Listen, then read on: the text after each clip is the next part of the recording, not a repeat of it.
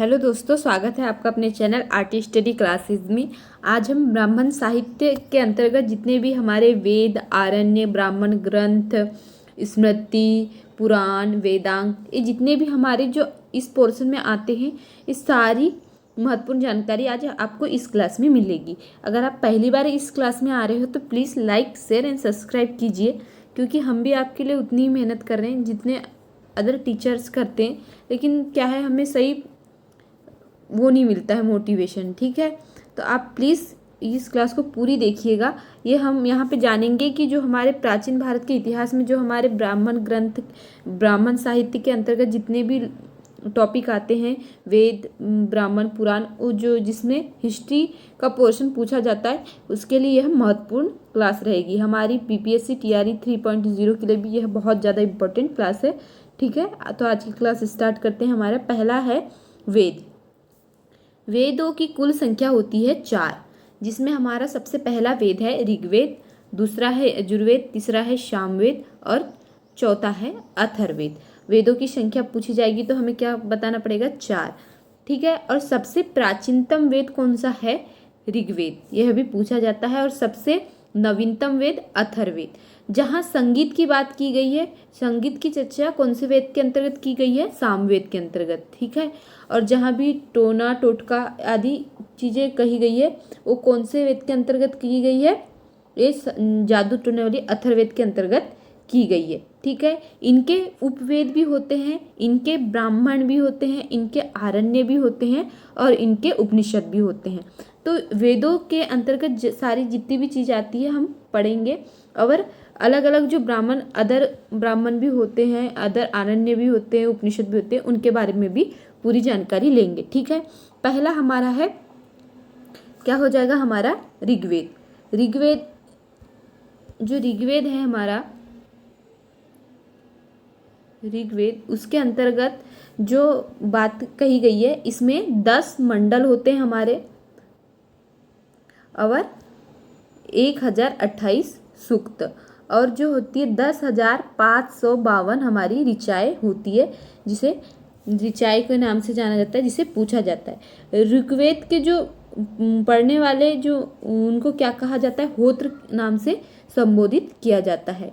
जो ऋग्वेद को पढ़ा जाता है उसे होत्र नाम से संबोधित किया जाता है। विश्वामित्र द्वारा रचित ऋग्वेद के तीसरे मंडल में सूर्य देवता और सावित्री को समर्पित प्रसिद्ध गायत्री मंत्र है। पूछा जाता है कि गायत्री मंत्र कौन से वेद के अंतर्गत आता है? तो वो हो जाएगा हमारा ऋग्वेद। और ऋग्वेद के कौन से मंडल? तीसरे मंडल में गायत्री मंत्र का उल्लेख है। ठीक है, जो सोम देवता और सावित्री देवी को समर्पित है। ठीक है, और 90 मंडल में सोम देवता का भी उल्लेख है। ठीक है, सॉरी, सूर्य देवता का तीसरे मंडल में और 90 मंडल में सोम देवता का उल्लेख है। 90 मंडल में जो ऋग्वेद के अंतर्गत आते हैं, टोटल 10 मंडलों में से। ठीक है, और जो ऋग्वेद है, ऋग्वेद के 8वें मंडल की हस्तलिखित ऋचाओं को खील कहा जाता है। जो 8वें मंडल में जो हस्तलिखित जो लिखा गया है मंडल को, उसको क्या कहा जाता है? खील के नाम से जाना जाता है। और जो ऋग्वेद में ही सर्वाधिक बार कौन सी नदी का उल्लेख किया गया है?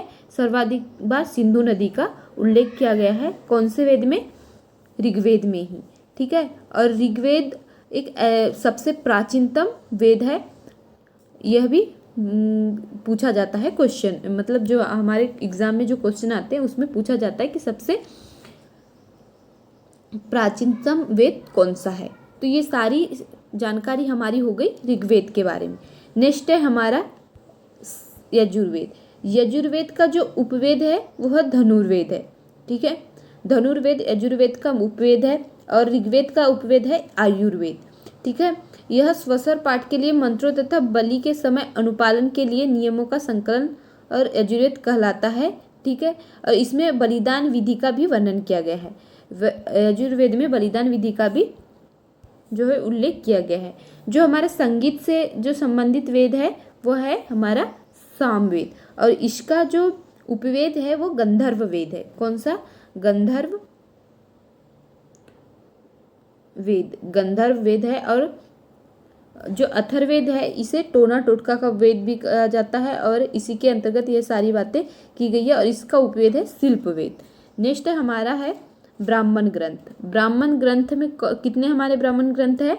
7, जिसमें ऐतरेय, कौशिकी, गोपद, तैत्तिरीय, शतपथ और पंचवीस, जैमिनी, ये हमारे प्रमुख 7 क्या हो जाते हैं? ब्राह्मण ग्रंथ। नेक्स्ट है हमारा आरण्य। आरण्य की संख्या कितनी है? आरण्य की संख्या होती है 6, जिसमें हमारा पहला है तैत्तिरीय आरण्य, जैमिनी आरण्य, ऐतरेय आरण्य, सांख्यायन और छांदोग्य और बृहदारण्य, ये हमारे 6 प्रमुख आरण्य। नेक्स्ट है हमारा उपनिषद। उपनिषद की टोटल जो संख्या होती है वो 108 होती है। कितनी होती है? 108। लेकिन हमने जो 12 उपनिषद बताए वो बहुत ज़्यादा महत्वपूर्ण है, जिसमें से छांदोग्य, कंठ उपनिषद, बृहदारण्य, ईशावास्य, केन, प्रश्न, मुंडक, मांडुक्य, ऐतरेय, तैत्तिरीय, श्वेताश्वर और कौशिकी, ये हमारे प्रमुख 12 उपनिषद है, जिसमें कंठ उपनिषद में यम और नचिकेता की बात की गई है। क्या की गई है? यम और नचिकेता की बात तैत्तिरीय जो कंठ उपनिषद है उसमें की गई है।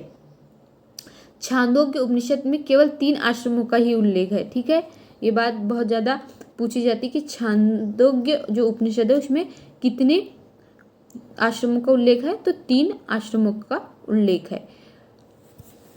नेक्स्ट है हमारा वेदांग। वेदांग कितने हैं हमारे? 6, जिसमें पहला आ जाएगा शिक्षा, दूसरा कल्प, तीसरा व्याकरण, चौथा निरुक्त और 5वां छंद और 6वां ज्योतिष, ये हमारे प्रमुख 6 वेदांग है। उपनिषद के बारे में आपको पहले ही बता दिया गया है, क्योंकि उपनिषद वेद के उपनिषद होते हैं, जिसमें ऋग्वेद का हो जाएगा आयुर्वेद, यजुर्वेद का हो जाएगा धनुर्वेद, सामवेद का हो जाएगा गंधर्व वेद, और जो हमारा लास्ट है और नवीनतम है अथर्ववेद का उपवेद हो जाएगा शिल्प वेद। 6 हमारे दर्शन होते हैं। पूछा जाता है कि दर्शन के प्रतिपादक कौन है? पहला हमारा शाक्य दर्शन, योग दर्शन, न्याय दर्शन, वैशेषिक दर्शन, पूर्व मीमांसा और उत्तर मीमांसा, ये हमारे 6 प्रमुख दर्शन है। ठीक है, और दर्शन के बारे में पूछा गया है। 6 प्रमुख दर्शन है, जिसमें शिक्षा